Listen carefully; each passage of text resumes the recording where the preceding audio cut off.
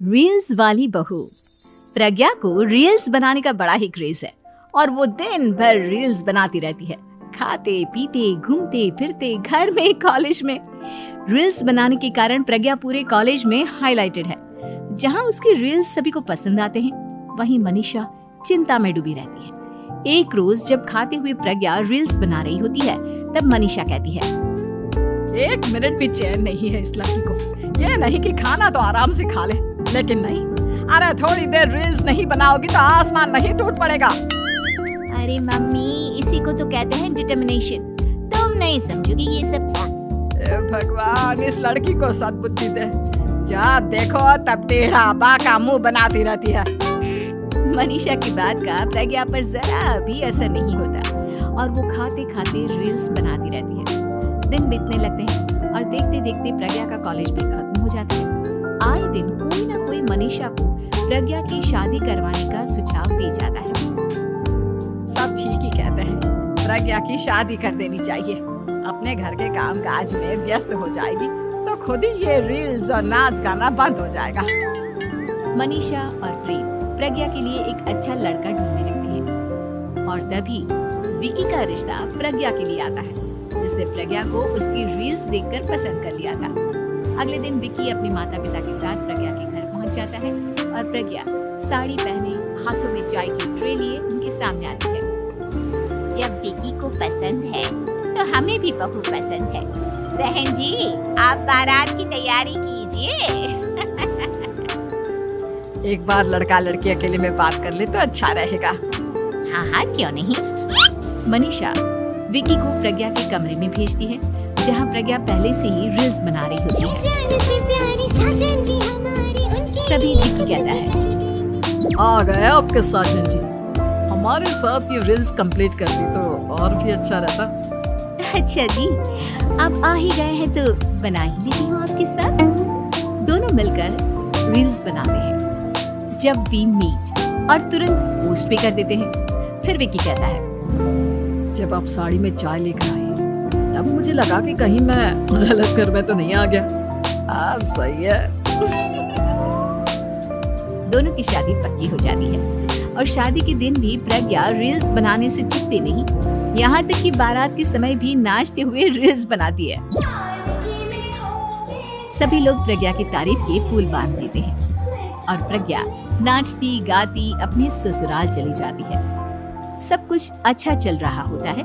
प्रज्ञा यहाँ भी दिन भर हर चीज की रील्स बनाती रहती है। लेकिन कुछ दिनों के बाद जब सुनीता कहती है, बहू, ये रील्स के साथ साथ कुछ काम भी कर लिया करो। वैसे तुझे और क्या क्या बनाना आता है? मम्मी जी, वैसे तो सब कहते हैं कि मैं सब कुछ अच्छा बनाती हूँ, लेकिन मुझे लगता है कि मैगी अच्छा बना लेती हूँ।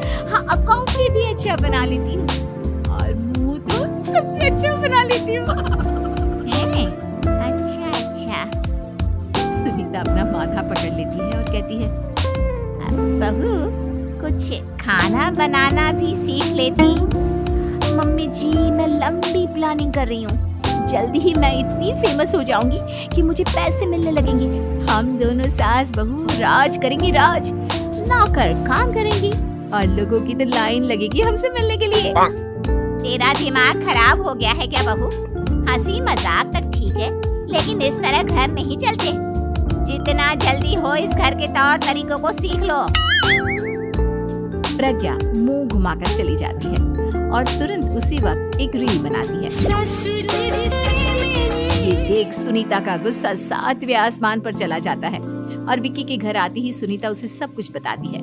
विकी भी अब प्रज्ञा की इन हरकतों से परेशान हो जाता है। तुम टेंशन मत लो मम्मा, मैं देख लूंगा। विकी कमरे में जाता है तो देखता है कि प्रज्ञा रील्स बना रही है। विकी बड़े ही प्यार से प्रज्ञा से कहता है, प्रज्ञा, इन सब के लिए मैं तुम्हें मना नहीं कर रहा हूँ, लेकिन फिर भी हर वक्त तो ये अच्छा नहीं लगता ना। समझने की कोशिश करो, मुझे भी तुम्हारा थोड़ा वक्त चाहिए। मैं जब ऑफिस से आता हूँ तो मुझे समय देने की जगह इसी में लगे रहते हो। तुम ज्यादा ही सोच रहे हो। तुम भी मेरे साथ रील्स बनाओ ना, तुम्हें भी बहुत अच्छा लगेगा। तुम्हें इज्जत से कोई बात समझ में नहीं आती क्या? दिमाग खराब हो गया है तुम्हारा इस चकाचौंध से। अगर तुमने अपना रवैया नहीं बदला तो मैं तुमसे दूर चला जाऊंगा। तुम ही रिश्ता लेकर आए थे, मुझे लड़कों की कमी नहीं थी और ना आज है। विकी दरवाजा पटककर चला जाता है। धीरे धीरे विकी प्रज्ञा से दूर होता जाता है। एक रोज मनीषा प्रज्ञा के ससुराल उससे मिलने जाती है। तब सुनीता उससे कहती है, बहन जी, अब आई हैं तो कुछ दिन यहाँ रहकर जाइएगा, आप ही का घर है। हाँ मम्मी, बहुत दिन हो गए तुम्हारे साथ एक भी रील नहीं बनाई मैंने। प्रज्ञा तुरंत अपने फोन में रील्स ऑन कर लेती है। ये सब मुझसे नहीं होता। तेरा ये भूत अभी तक नहीं उतरा क्या? बहन जी, आप कुछ कहती नहीं क्या इसे? जब आप ही कुछ नहीं कर पाई तो मैं कर ही क्या सकती हूँ। सास तो वैसी ही बदनाम है। शाम को घर की लाइट चली जाती है और मनीषा प्रज्ञा से कहती है, मेरे घुटनों में बहुत दर्द हो रहा है, तू लाइट का कुछ इंतजाम करना बेटा। अच्छा, कैंडल जला देती हूँ मम्मा। प्रज्ञा गाते हुए कैंडल जलाती है और खिड़की के पर्दे के पास रख देती है। मनीषा, जिसे बहुत दर्द हो रहा है, वो सो जाती है और प्रज्ञा हमेशा की तरह अपने रील्स में लग जाती है। उधर कैंडल की वजह से पर्दा आग पकड़ लेता है और मनीषा के कमरे में आग लग जाती है। बचाओ, कोई है, बचाओ। सभी भागते हैं और विकी कमरे की आग बुझाने में लग जाता है, लेकिन तब तक मनीषा आधी जल चुकी थी। मनीषा की हालत देख प्रज्ञा रोने लगती है। विकी मनीषा को तुरंत हॉस्पिटल ले जाता है और उसे एडमिट कराता है। विकी प्रज्ञा से कहता है, देख लिया ना, तुम्हारे इस नाच गाने की वजह से आज तुम्हारी माँ की जान जाते जाते रह गई। अब पता नहीं तुम और क्या चाहती हो। उधर डॉक्टर कहते हैं, इनकी हालत बहुत नाजुक है, आधे से ज्यादा जल चुकी है।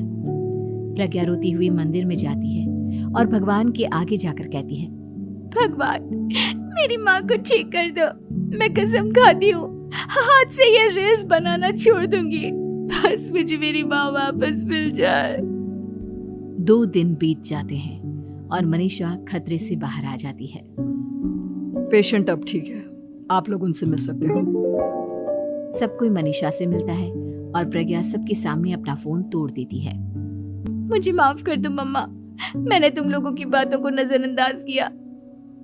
बेटा, कोई भी चीज जरूरत से ज्यादा खराब है। मैं